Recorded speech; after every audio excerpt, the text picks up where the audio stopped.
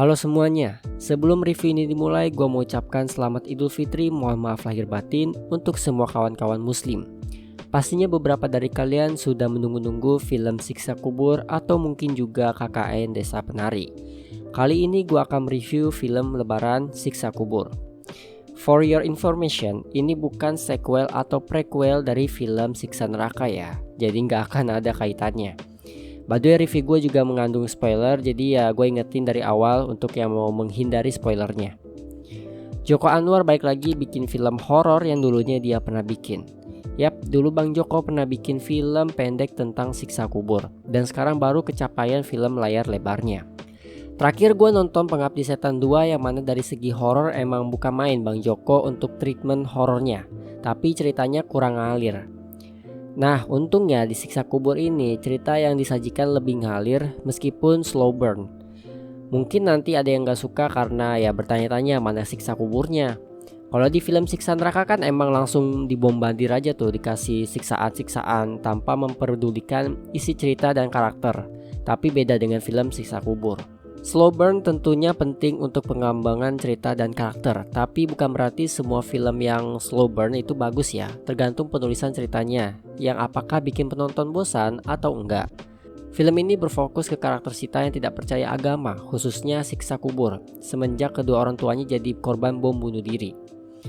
Yang bikin bagusnya penggambaran karakter Sita nggak percaya siksa kubur dan sebagainya itu bagus dan mendalam. Dialog antar pemainnya mengenai masalah yang dialami Sita yang bikin semakin menarik karakternya. Apalagi soal pertanyaan apakah siksa kubur itu yang disiksa jiwa atau fisiknya. Yang mana pertanyaan ini menurut teori gua ada hubungannya sama twist di film ini. Twistnya jujur aja ketebak, tapi bukan jelek ya, gua tegaskan bukan jelek. Twistnya ketebak simpelnya ya karena ini bukan pertama kalinya twist seperti ini dipakai di film. Memang jarang dipakai tapi gak asing gitu loh maksud gua. Kata-kata di trailernya yang kalian akan percaya itu benar-benar berpengaruh di film ini.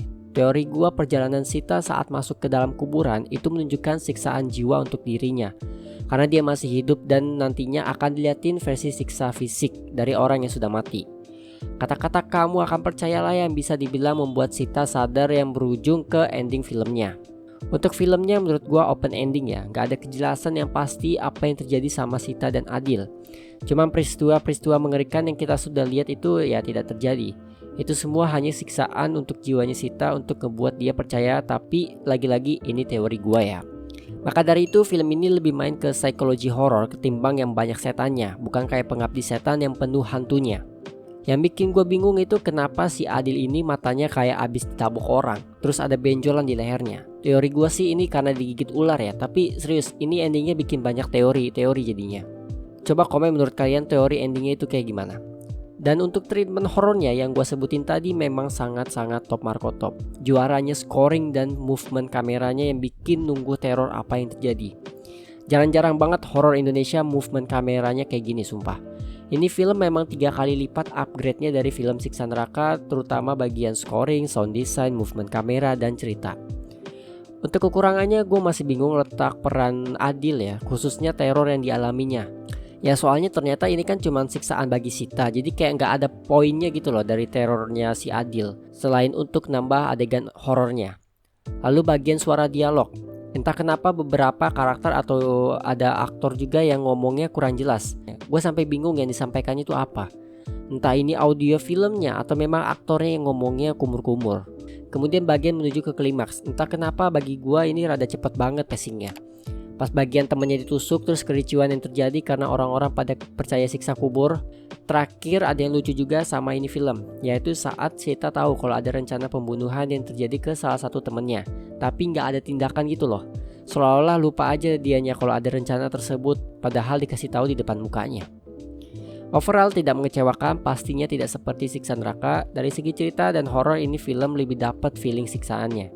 Untuk film Lebaran Indonesia wajib ditonton. By the way gue juga akan nge-review KKN Desa Penari, jadi ditunggu aja ya. So itu saja review dari gue. Terima kasih bagi yang sudah menonton, like, comment, dan subscribe. Gue Rakis, signing out.